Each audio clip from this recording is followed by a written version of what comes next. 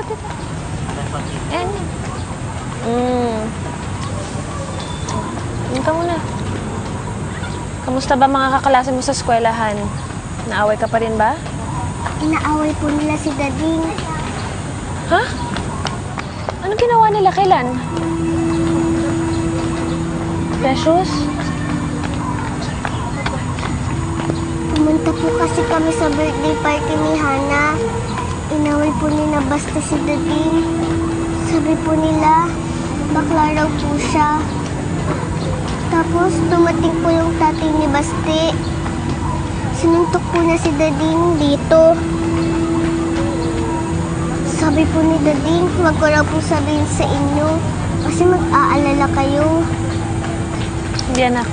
Tama lang yung ginawa mo. Nay, bakit po ba sila galit kay Dading? Hindi ko po maintindihan.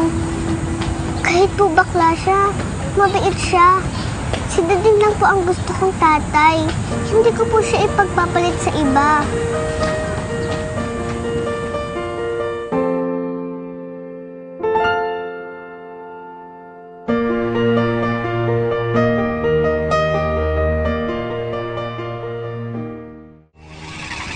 Salamat. Precious, mamaya uuwi na tayo Hinihintay na tayo ng Dading mo.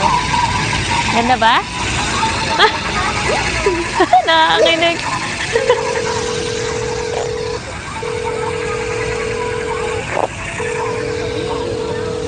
Hello?